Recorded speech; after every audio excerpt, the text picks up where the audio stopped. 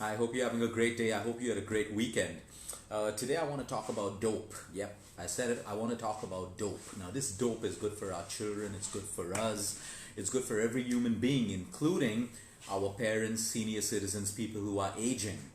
What I'm talking about today in terms of dope is dopamine. It's called dopamine, it's called dopamine. It is basically one of the many neurotransmitters, one of the many chemical messengers that our brain produces.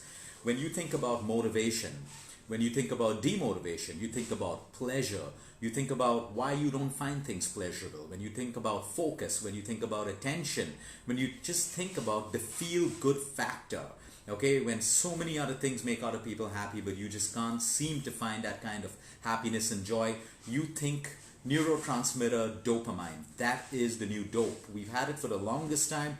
It's inexpensive. We generate it in our brains, but we lose it over time because of poor lifestyle. Of course, there are some medical conditions and some heavy medications that causes a dysfunction in dopamine production in the human body. But for everyone else, it's lifestyle. So basically, it is the main chemical neurotransmitter when it comes to helping us feel motivated. It is also called the feel-good hormone. It is also called the motivation molecule. So today, when companies are spending millions and millions and trying to keep their employees motivated, we try to motivate our children, we try to motivate ourselves. Every single day we try to motivate ourselves to eat right, to sleep better, to stay off social media, to exercise and move. Motivation is a big part of our life. Now, we can listen to videos, motivational speakers, and all of that stuff, but we need to understand that if we don't have the right amount of production of dopamine, the motivation molecule, no amount of whatever else we do is really going to help us. So like we always say, if there's a problem on the outside, you look inside first. Most of the problems are within. They start from within, with a dysfunction, a deficiency, or too much of, or an excess of it. So let's move straight into it. What keeps us focused on a project that we have? What keeps our children focused on an assignment or a particular class that they're in? What helps us or drives us to finish a particular project? Why do we feel so good when we've met a target, when we've achieved something? Okay, all of that is motivation. That feeling of pleasure is dopamine. So for example, the anticipation of a reward automatically generates a lot of dopamine in our minds, making us feel good about it. So if we know I'm about to achieve this sales target of this month, and with that I'm going to get a variable salary, a bonus, or a holiday, something somewhere else, the reward, anticipation of the reward is very motivating for us, which is why it is so important for corporates, for employers, for parents to understand that keeping a reward, okay, is very, very good for dopamine production in your children. Now today we tend to spoil everyone by buying them too much. Everyone has instant gratification. We can get what we want at the click of a button. Now there's a big downfall in this, because instant gratification, let's take social media for example, okay? We're moving from post to post, we're moving from, page to page, and our dopamine is constantly being produced to an extent that after a while it does not produce anymore. It's like the pancreas and insulin. If the pancreas work too hard, after a while it can no longer produce the amount of insulin that we need, and then our blood sugar levels rise. So overstimulation of the production of dopamine will also cause problems. So people who overdo it on nicotine, coffee or caffeine, sugary drinks, all of these things disrupt dopamine production in the human body. We produce so much of it. So I'm moving from page to page, picture to picture. My mind is constantly looking forward to the next picture, the next post. How many likes did this get? I just posted a picture. How many likes? I'm going to check every half an hour or 15 minutes or 10 minutes how many comments you've gotten, how many likes you've gotten. You're producing more and more and more and more of dopamine. And after that, what happens? We start producing less of it. Now we need something more to excite us. We need something more to thrill us. And so we start looking for more and more vices and more things. That's what brings in addiction. So addiction is usually created in people who have low dopamine levels. So for example, today it took you 2 glasses of wine to feel good about yourself. So you keep having those 2 glasses of wine without any mindfulness, without any control. Now what happens is soon you'll need the 3rd and the 4th and then a whole bottle to make you feel originally what you felt with those 2 glasses of wine. The same thing with drugs. Someone who's depressed, someone who's low finds a whole load of pleasure when they take that particular drug.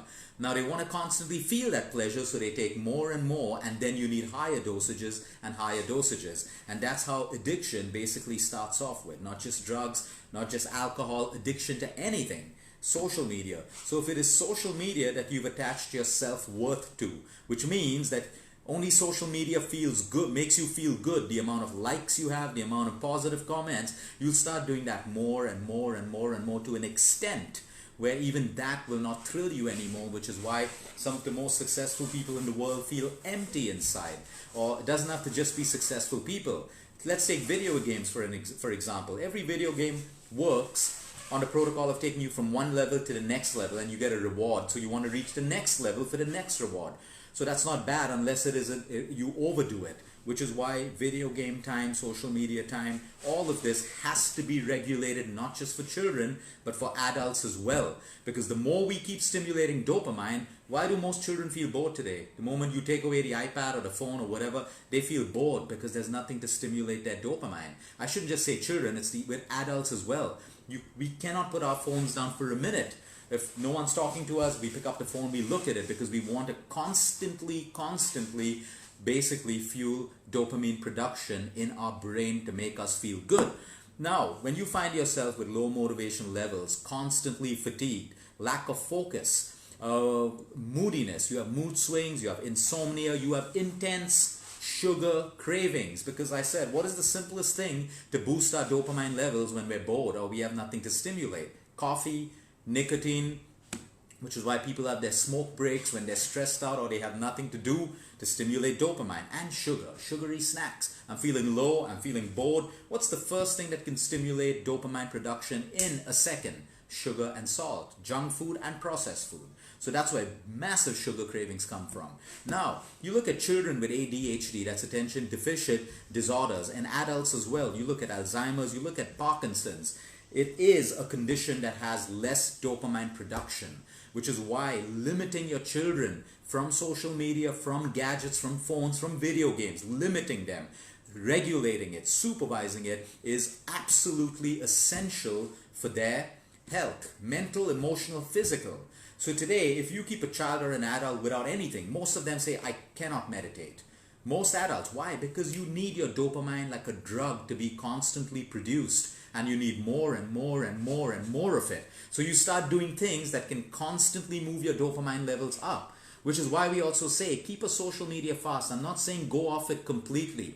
Social media is a boon and a curse. We can use it for the right things, or we can use it for the wrong things. We can use it to empower us, or we can use it to actually, make us feel inferior, lower our self-worth, lower our self-confidence, and all of these things. So please understand, it is extremely, so please wear a headphone. If the volume is low, please wear a headset. My volume's on full.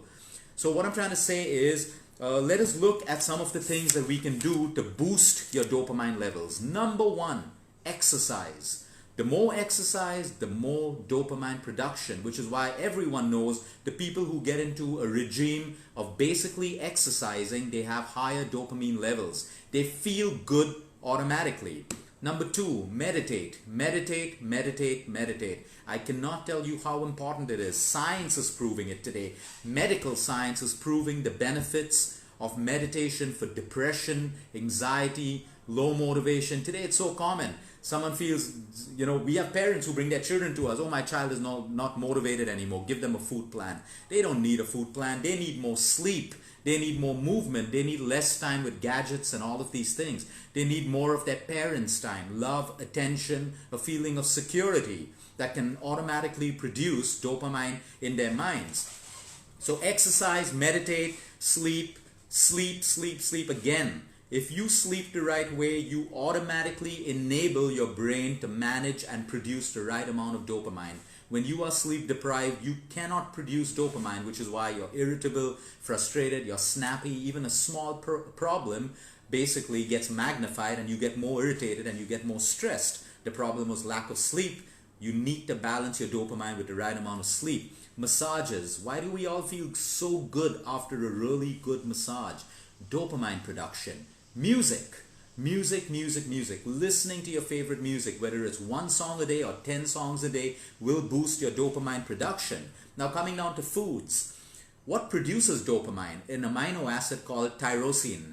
Tyrosine now is found in almonds, bananas, avocados, eggs, beans, fish and chicken, dairy, ethically sourced dairy, whether it's milk, yogurt, cheese, chocolate. The darker the chocolate, the more dopamine it produces, and your nuts and your seeds. A simple, balanced diet. Whether you're vegetarian, you're non-vegetarian, you're vegan, you can find these basic foods to produce dopamine. But most of the fad diets that most of us choose deprive us from most of these foods. They'll tell you not to eat a banana because a banana is too fattening or you'll put on weight. Well, your banana is a high source of the amino acid called tyrosine. Without tyrosine, your body cannot produce dopamine.